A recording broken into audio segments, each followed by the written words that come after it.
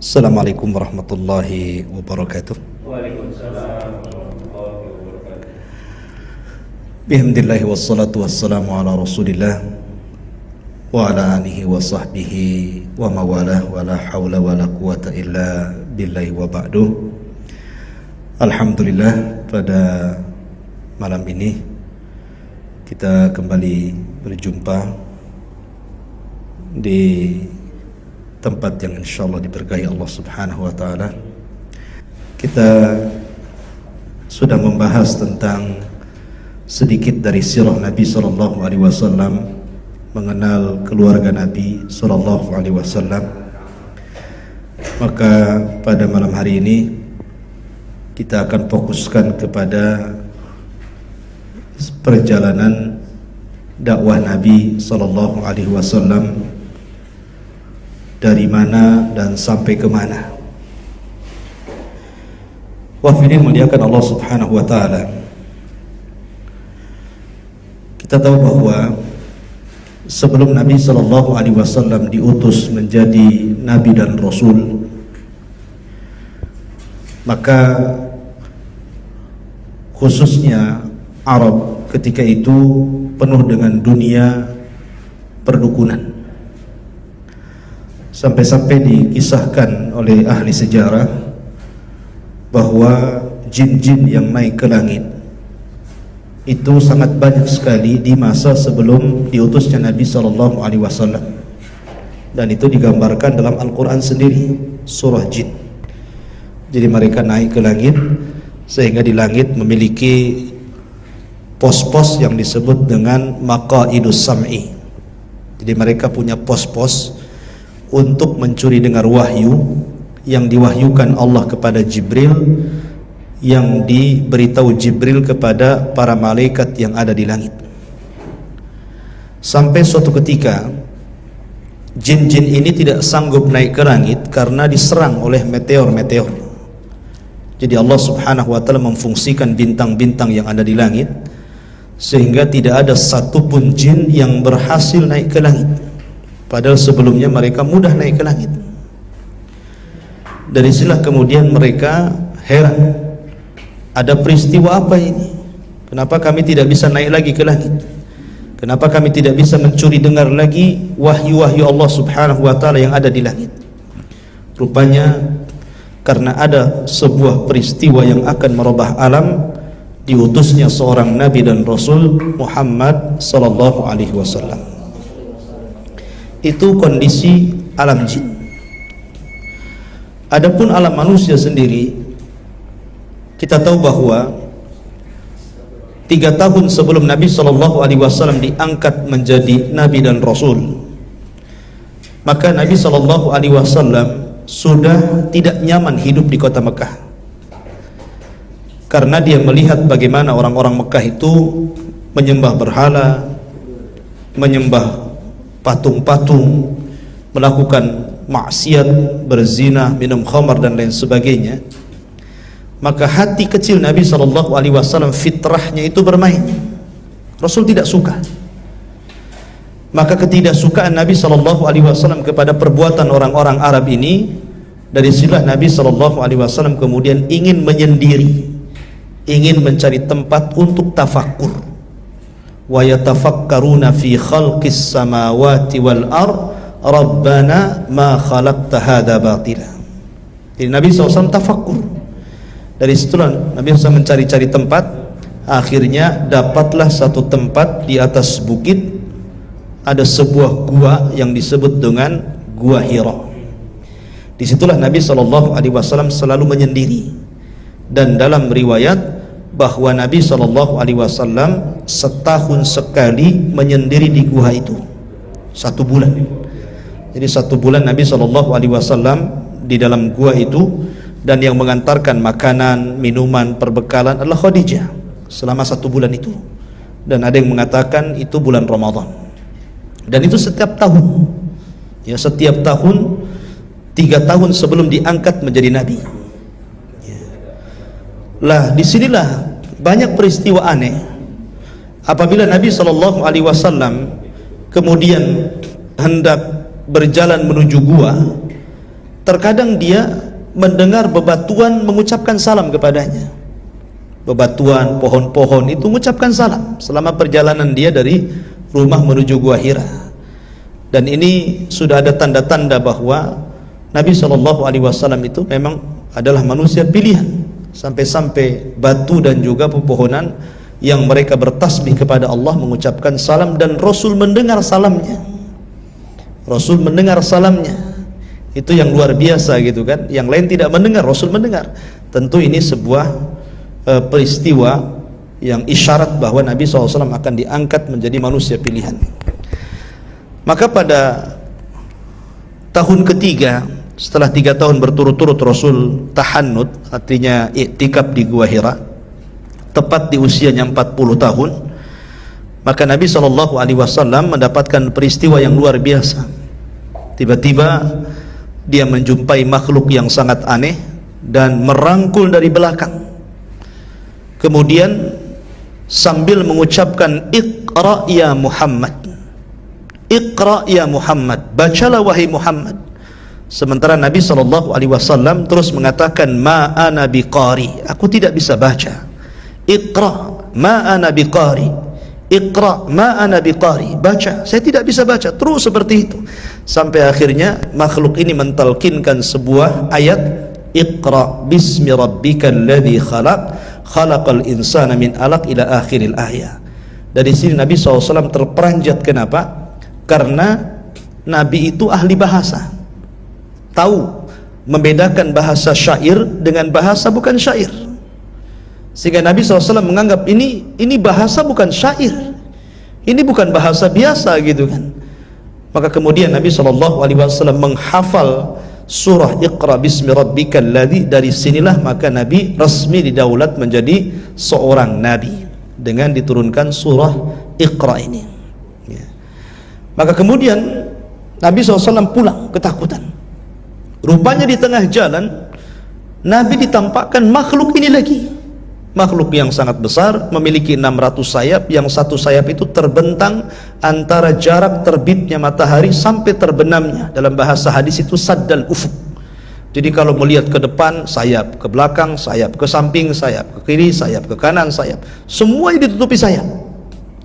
Makin menggigil Nabi SAW kan. Karena apa? Belum pernah melihat makhluk seserem itu gitu maksudnya. Kok ada makhluk sebesar itu? Sayapnya 600, satu sayap saja sudah cukup menutupi bumi. Gimana nggak takut gitu kan? Antum saja tengok dinosaurus mungkin udah ketakutan ya. Artinya bahwa Nabi SAW melihat seperti itu luar biasa. Makanya dia lari kencang menuju rumahnya. Kemudian sesampainya di rumah, dia pun menceritakan kisahnya kepada Khadijah. Diceritakan kisahnya kepada Khadijah bintu Khuwailid. Dan subhanallah, Khadijah ini wanita yang berakal ya. Wanita yang tahu bagaimana menghibur suaminya, dan dialah wanita dari wanita-wanita yang dicontohkan untuk para wanita untuk diteladani. Khadijah bintu Khuwailid melihat suaminya ketakutan, maka dia pun menghibur Rasul dengan mengatakan kepada Nabi SAW, "Ya Muhammad, innallaha lan yudayyi'uka." Sungguhnya Allah tidak akan menyia-nyiakan kamu, karena kamu itu orang baik, kamu itu suka menghormati tamu, membantu orang kesulitan, semua kebaikannya disebutkan. Dan ini teori yang diajarkan Khadijah. Kalau antum menghibur orang itu ceritakan kebaikannya ya. Kalau orang itu menghibur orang, ceritakan kebaikannya. Makanya disunnahkan kalau kita sedang berziarah kepada orang sakit, apalagi sakitnya sudah parah, maka kalau hendak bercerita kepada orang sakit itu ceritakan amalan dia, ceritakan kebaikannya. Kamu itu memang orang baik, ingat gak waktu kita dulu bersedekah, sholat, begini, begitu gitu kan. Sehingga kalau seandainya Allah takdirkan itu hari terakhir bagi dia, dia meninggal dalam posisi husnudzon, berbaik sangka dengan Allah. Jangan ceritakan maksiatnya ya kan. Ingat gak dulu kita mabuk, ingat dulu kita berzina, makin sesak dadanya kan. Akhirnya makin takut neraka, akhirnya suudzon, buruk sangka dengan Allah jadinya. Kalau dia mati berarti dia meninggalkan amalan buruk. Tapi kalau baik sangka, dia meninggal, boleh jadi berbaik sangkanya dia kepada Allah ketika sakaratul maut, itu amalan terakhir yang bisa menyelamatkan dia. Makanya disunahkan. Ya, Khadijah mengajarkan seperti itu. Ya, jadi kalau ada orang sedang kena musibah itu, hibur dengan kebaikan. Ya, hibur, kamu ini orang baik, orang cerdas, kita ini banyak beramal, supaya dia lupa dengan dosanya. Intinya bahwa Nabi SAW terhibur dengan itu.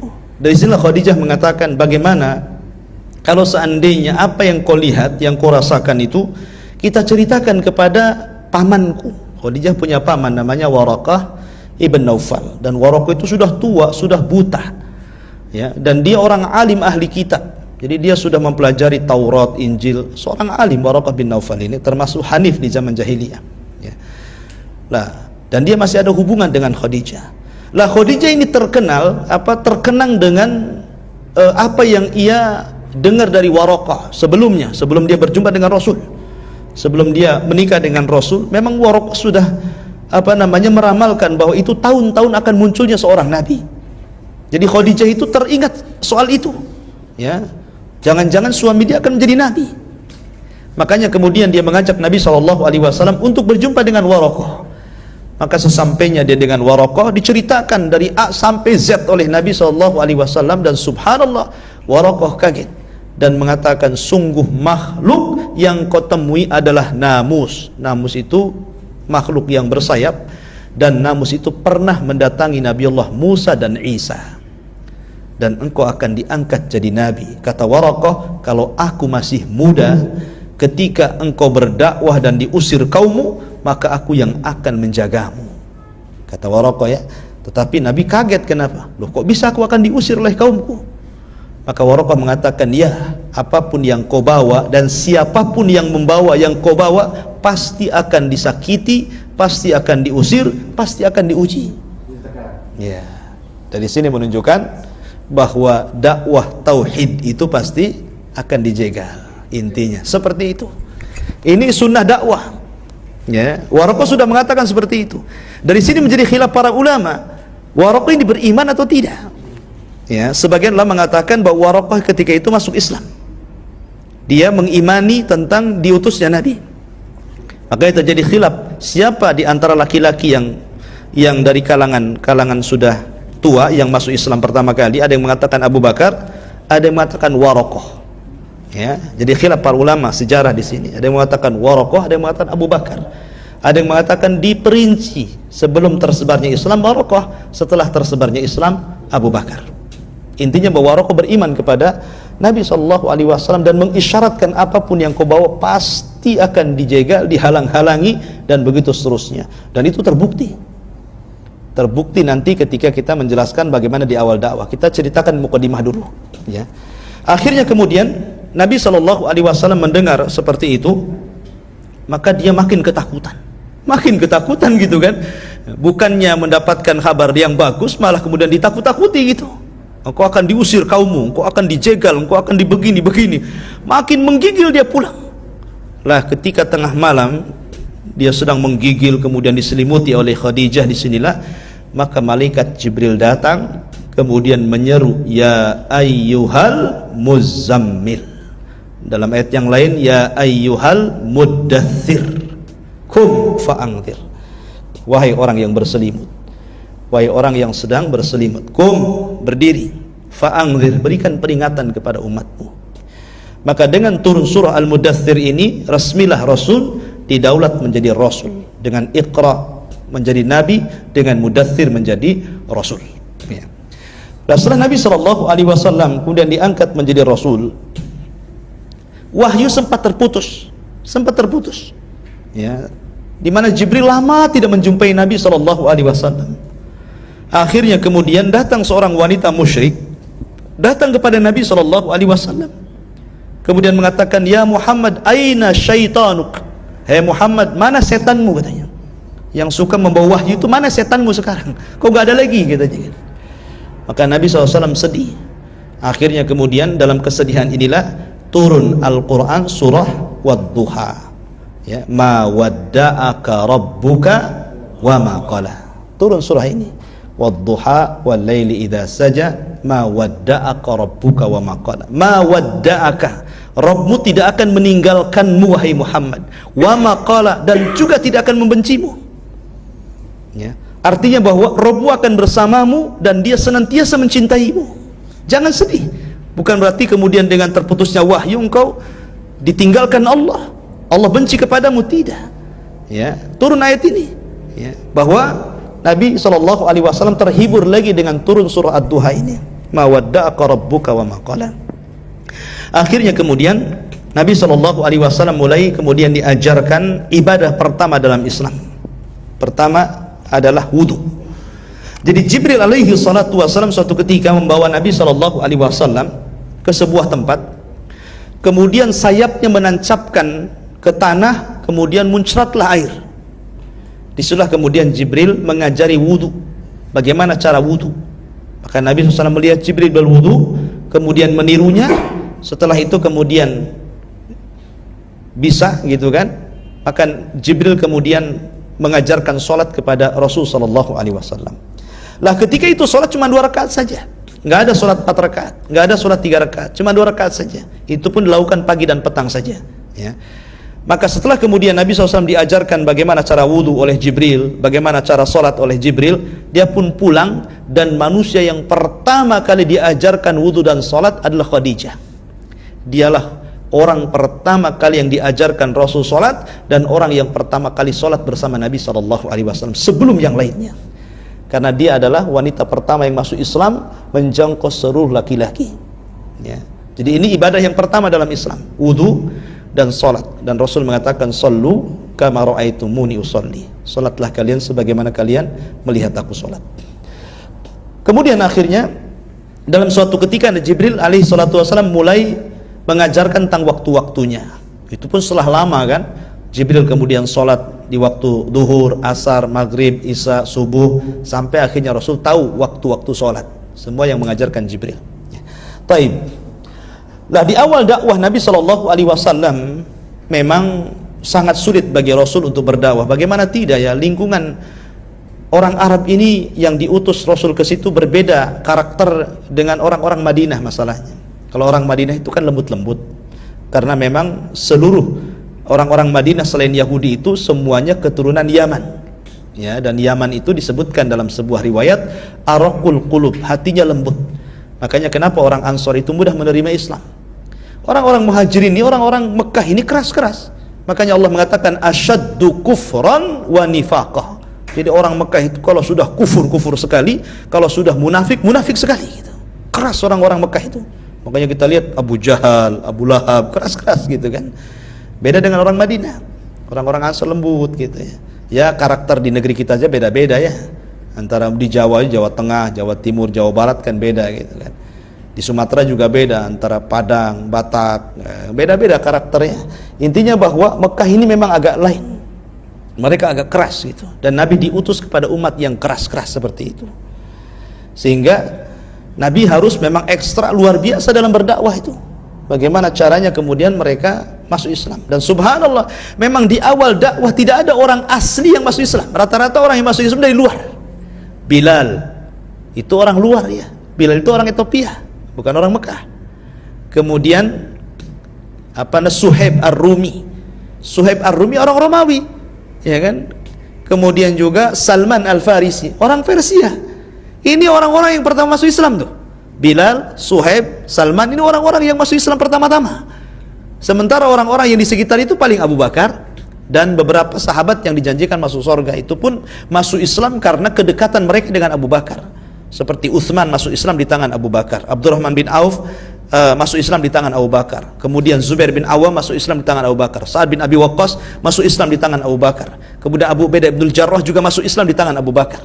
Karena memang kedekatan Abu Bakar dengan mereka, karena mereka teman-teman bisnis, ya, teman-teman dagang bersama Abu Bakar ke Syam, sehingga mereka mudah untuk ditarik. Tapi sebagian besar tidak ada yang masuk Islam, ya. Dan ini memang ujian orang yang berdakwah. Terkadang kita berdakwah ini ngajak orang lebih mudah dibandingkan ngajak keluarga, ya kan? Coba kita ngajak keluarga, kadang-kadang tantangannya macam-macam tuh. Tapi kalau ngajak orang mudah sekali. Sekali giliran ngajak keluarga, susahnya naudzubillah.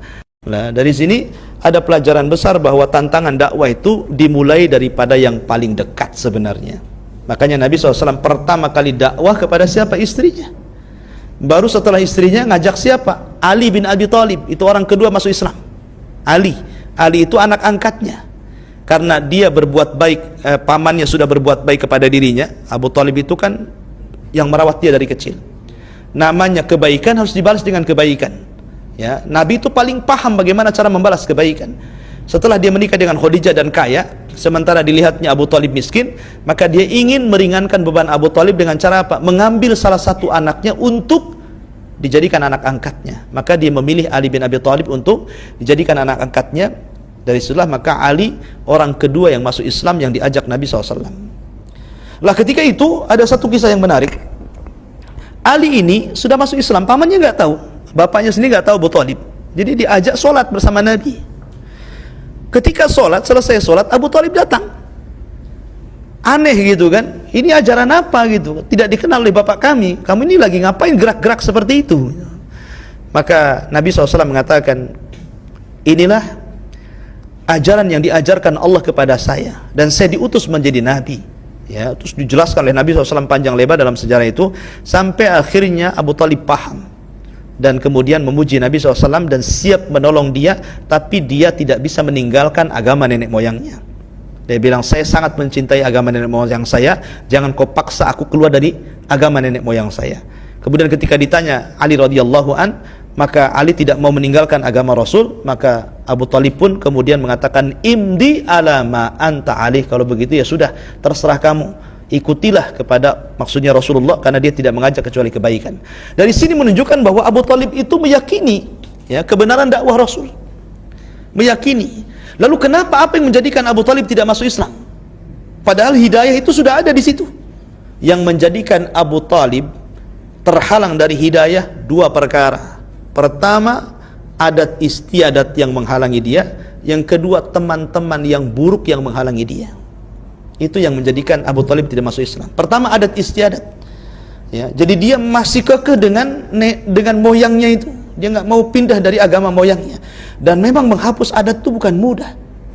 Ya, menghapus adat itu bukan mudah, karena sama seperti mengganti agama masalahnya, mengganti keyakinan. Ya kan, Abu Thalib kan lihat adatnya. Ada datang keyakinan dia tidak mau.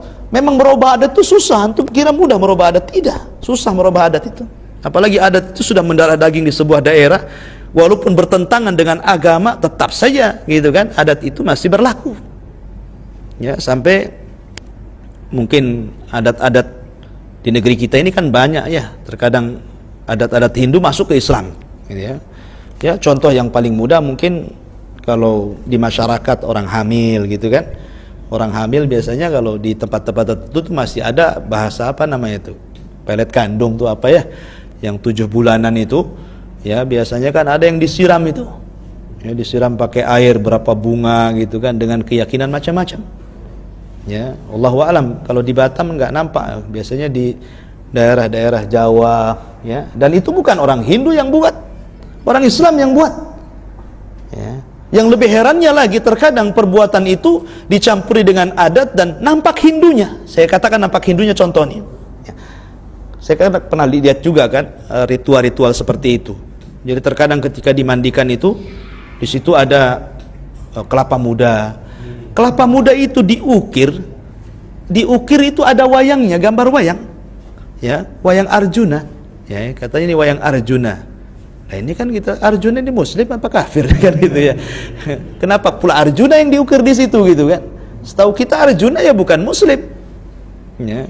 Cuman karena mungkin menurut mitos itu kan Arjuna itu ganteng, ganteng-gantengnya, mungkin pikirannya kalau seandainya digambar wayang Arjuna nanti bayinya seperti Arjuna.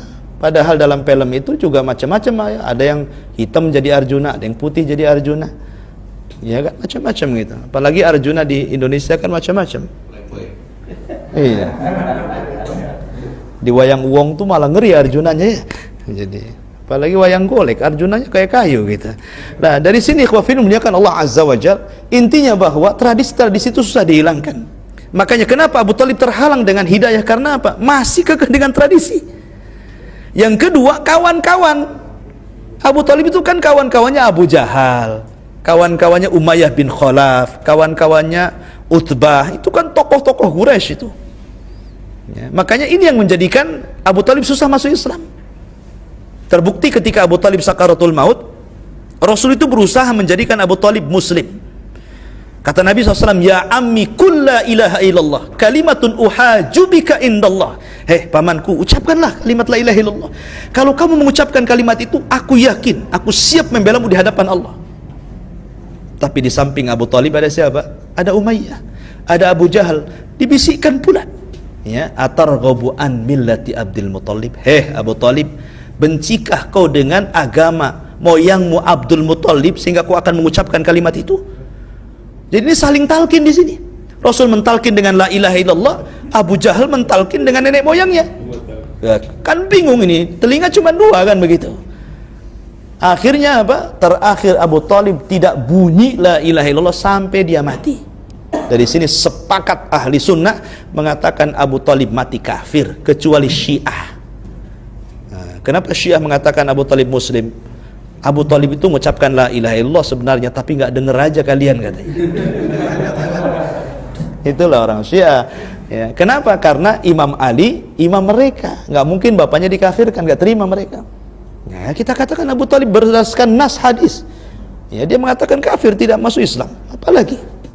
Ya, dari sini ikhwafil muliakan Allah Azza wa Jalla bahwa itulah penghalang hidayah Abu Talib. Intinya bahwa Abu Talib masih membela Rasul. Dan pembelaan Abu Talib ini juga menjadikan Abu Talib itu diringankan azabnya.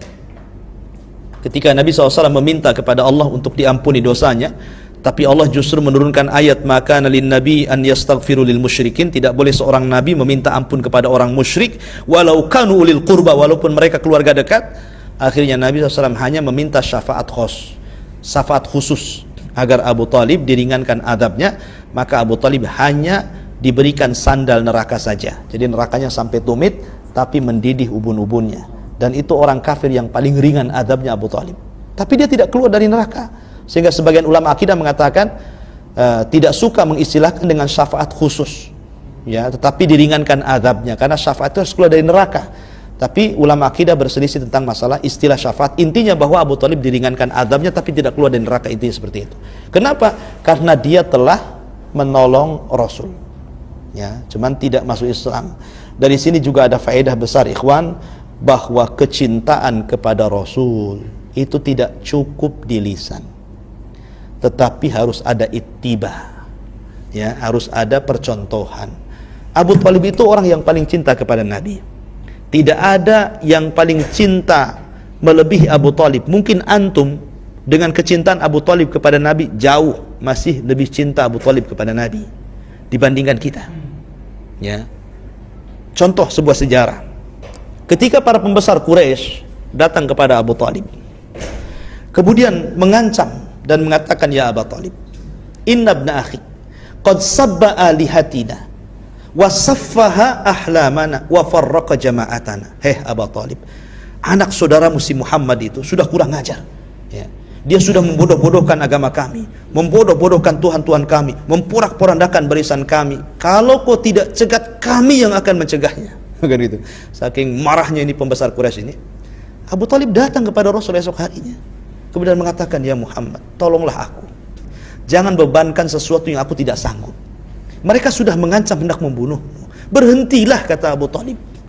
Tapi Nabi SAW mengatakan, ya am, law wadu'u syamsa fi yamini wal qamara fi shimali ma taraktu hadzal amr.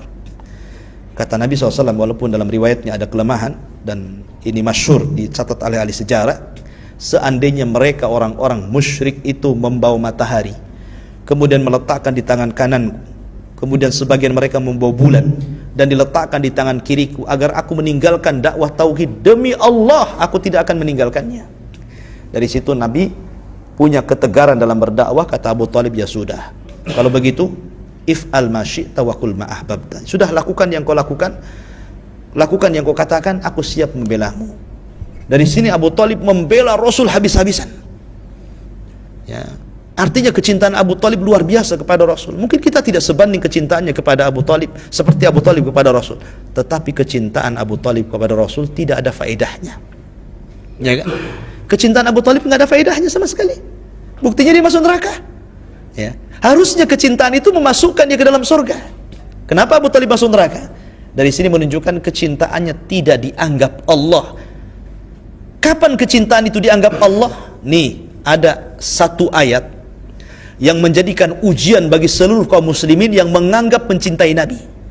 Kalau Anda belum pernah bisa mengamalkan ayat ini, maka gombal kecintaan Anda kepada Rasul. Apa kata Allah? Qul in kuntum tuhibbunallaha fattabi'uni yuhibbukumullah. Katakan ya Muhammad, kalau kalian cinta kepada Allah, ikuti aku, maka Allah akan mencintai kalian. Bahkan Allah tambah wa yaghfir lakum dzunubakum, Allah akan hapus dosa-dosa kalian. Dari sini menunjukkan bahwa kecintaan tidak mungkin dikatakan cinta kecuali harus ada ittiba, mencontoh Nabi. Dan mencontoh Nabi juga tidak dianggap kecuali ada kecintaan. Contoh nih, Abdullah bin Ubay bin Salul itu tokoh munafik. Tokoh munafik Madinah, Abdullah bin Ubay bin Salul itu sholat di belakang Nabi, puasa bersama Nabi, jihad bersama Nabi, sedekah dengan Nabi, semua bersama Nabi. Artinya apa? Dia sangat ittiba dengan Nabi. Tapi Abdullah bin Ubay tidak punya kecintaan dalam hatinya. Kenapa? Karena dia munafik. Ya kan? Dia melakukan itu hanya mencari kesempatan kapan membunuh Nabi. Itu saja. Ya. Makanya dari sini menunjukkan ittiba saja tidak cukup. Nanti kayak Abdullah bin Ubay, tokoh munafik. Cinta saja tidak cukup. Nanti kayak Abu Talib. Ya. Maka harus digandengkan tuh kecintaan dengan ittiba. Maka jadilah Abu Bakar, Umar, Utsman, Ali dan yang lainnya. Yang mereka cinta dan juga ittiba kepada Nabi SAW. Dari sini menunjukkan ikhwan bahwa kecintaan itu perlu, dan juga ittiba itu yang menopang kecintaan. Jangan seperti Abu Talib dan jangan juga seperti Abdullah bin Ubay. Jadilah seperti Abu Bakar, Umar, Utsman dan sahabat yang lainnya. Hadirin muliakan Allah Subhanahu wa taala. Kemudian setelah Nabi SAW diangkat menjadi nabi dan rasul, maka Nabi SAW berdakwah selama 3 tahun sirriyah. Tidak terang-terangan, dia gedor-gedor rumah saja, door to door bahasa kitanya ya. Ngajak Abu Bakar masuk Islam, ngajak ini masuk Islam. Akhirnya subhanallah, 3 tahun dia dakwah sirriyah itu, dakwah tidak terang-terangan. Akhirnya Islam berkembang. Mulai berkembang tuh. Ya. Ketika Islam berkembang itulah, sebelumnya Nabi SAW sudah menikahkan 2 putrinya dengan 2 putra Abu Jahal. Karena menikahnya 2 putri Rasul itu sebelum diangkat jadi nabi. Jadi Abu Jahal punya anak namanya Utbah, itu yang paling gede. Kemudian adiknya namanya Utaibah. Utbah menikah dengan Ruqayyah. Ruqayyah itu putri Nabi, ya, adiknya Zainab. Kemudian Utaibah menikah dengan Ummu Kulthum. Ummu Kulthum adiknya Ruqayyah. Dan itu sebelum diangkat jadi nabi. Ya.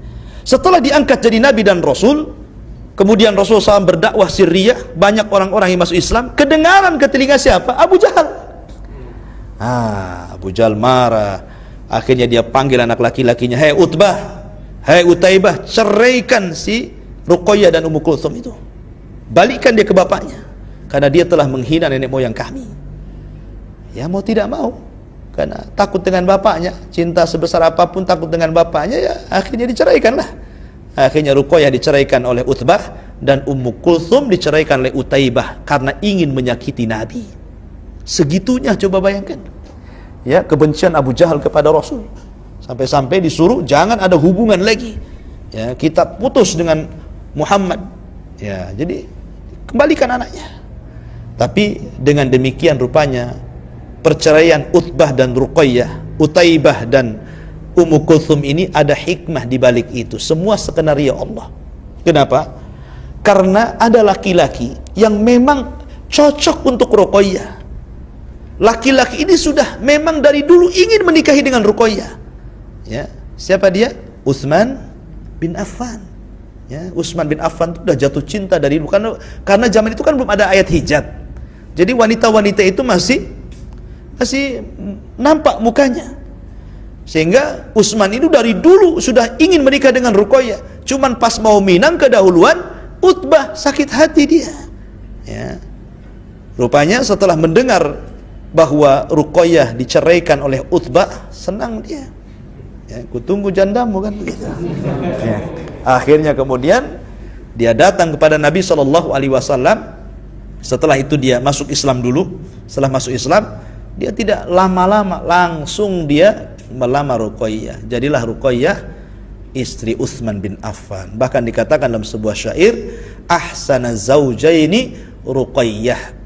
Ya, sebaik-baik suami istri adalah Ruqayyah wa Utsman dan Utsman. Dari sini keluarga ini memberikan contoh teladan, karena keluarga ini termasuk yang berjuang dalam Islam di awal-awal. Ruqayyah dan Utsman ini hijrah pertama, hijrah kedua, hijrah ke Madinah, tiga hijrah ikut dia. Ya, padahal hijrah pertama itu ngeri kan, Mekah ke Ethiopia, melewati berapa negara tuh, gitu kan?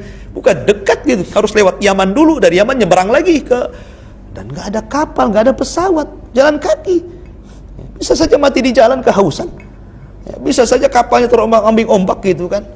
Jadi luar biasa hijrah mereka itu untuk mempertahankan agama kan, masya Allah gitu. Kalau kita nggak ada apa, makanya nggak ada apa-apanya kita dengan sahabat Rasul. Kata Rasul, jangan kau celah sahabatku, sebab kalau seandainya dibandingkan keimanan kalian dengan mereka, jangan lagi satu mud, setengah mud saja nggak ada katanya. Ini menunjukkan bahwa hebatnya para sahabat ketika membela agama Islam. Intinya bahwa maka Abu Jahal menyuruh anak-anak menceraikan Ruqayyah untuk menyakiti Rasul. Dari sini mulai perlawanan sudah ada tuh. Pertama dari Abu Lahab dulu sebenarnya, ya, kemudian baru yang lainnya. Jadi justru dari keluarga dekat dulu, Abu Lahab dulu tuh. Tapi Nabi SAW kemudian setelah 3 tahun berdakwah Syria, Allah Subhanahu wa taala turunkan ayat wa angdir ashiratakal aqrabin, hendaklah engkau memberikan peringatan kepada keluarga dekatmu. Disinilah Nabi mulai melebarkan sayap dakwahnya. Kalau tadi kan hanya lingkup keluarga saja, teman-teman dekat, keluarga gitu kan. Ah, ini sudah mulai nih kepada seluruh Quraisy. Berani dia, ya. Kemudian memanggil semua kabilah-kabilah Quraisy, turunan-turunannya, ya, kabilah Bani Adi, kabilah Bani ini, Bani itu, kumpul semua disebut di sebuah bukit namanya Sofa, yang kita kenal dengan Sofa Marwah gitu kan. Disitulah Nabi SAW berceramah, dan Sofa itu salah satu tempat memang untuk mengumpulkan orang. Jadi di zaman itu ada tempat yang khusus apabila orang memanggil-manggil orang itu pasti kumpul di situ. Dan bukit Sofa itu tempat pertemuan. Jadi kalau ada hal-hal yang genting, maka dia akan berdiri di bukit itu kemudian memanggil-manggil orang. Maka Nabi SAW memanggil-manggil orang, akhirnya semua orang datang. Dan subhanallah, di sini ada mukjizat, di mana di zaman itu kan nggak ada mikrofon kayak gini ya. Gimana Rasul manggil-manggil orang coba? Pada bukit Sofa jauh, sementara desa-desa kan jauh. Cemana itu? Oh, sekarang kan pakai mic ya, kencang-kencang. Ya, kata ulama sejarah, Nabi SAW diberikan mukjizat seperti mukjizat yang Allah berikan kepada Ibrahim.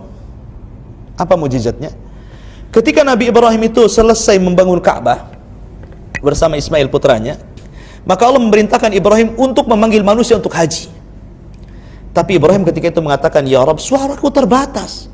Macam mana aku harus berteriak gitu kan kepada orang yang di ujung selatan, ujung barat, ujung utara, ujung yang lainnya. Kata Allah, sudah, kamu teriak saja, aku yang menyampaikan suaramu, kata Allah. Ya. Maka dari sini Nabi SAW walaupun dia di atas bukit Sofa, dia berteriak, Allah yang menyampaikan teriakan itu sampai menembus rumah-rumah orang. Dan semua orang kenal, siapa ini, suara siapa ini? Ini suara Rasul Shadiqul Amin. Ini ada apa? Ini pasti ada hal-hal yang penting ini. Semua orang berkumpul di bukit Sofa. Baru Nabi SAW kemudian meyakinkan kejujurannya, masih dipercaya atau tidak. Tidak langsung berdakwah Rasul itu. Ya, kata Rasul, gimana pendapatmu kalau seandainya ada pasukan di belakang bukit Abi Kubais ini menyerang kalian, kira-kira percaya nggak kalian?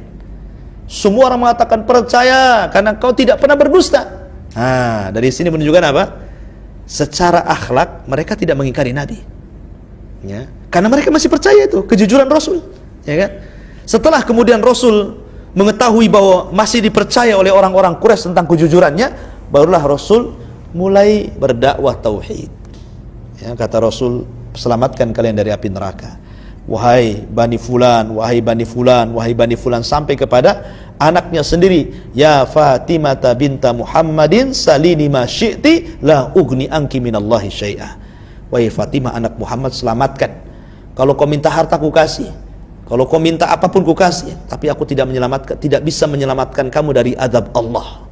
Ya, maka selamatkan diri kalian. Kemudian Rasul mengatakan, qulu la ilaha illallah tuflihu. Katakan la ilaha illallah, kalian akan selamat. Dalam riwayat tamliku bainal arabi wal a'jam, kalian akan menguasai bangsa Arab dan bangsa non Arab. Ya, dan itu menjadi kenyataan. Tapi bodohnya orang-orang Quraisy ketika itu tidak percaya bahwa agama yang dibawa Rasul itu akan menguasai bangsa non Arab. Apalah kata Abu Lahab, ya ini agama apa? Siapa yang bisa menguasai gitu kan? Tapi menjadi sebuah kenyataan bahwa Nabi SAW berhasil melancarkan dakwah kepada umatnya sampai ke tempat ini. Baik. Wafidin muliakan Allah Subhanahu wa taala. Intinya bahwa ini disinilah permulaan dakwah sirriyah dan dakwah jahriyah. Kemudian Nabi SAW setelah mulai sedikit demi sedikit melancarkan dakwah jahriyah, ketika itu mulai banyak penentangan. Ya, penentangan dari, saya katakan tadi, mengisyaratkan kepada perkataan siapa, Waraqah bin Naufal, bahwa apapun yang kau bawa dan siapapun yang membawa yang kau bawa pasti akan diuji. Maka orang yang pertama kali menghalangi dakwah Rasul adalah pamannya Abu Lahab.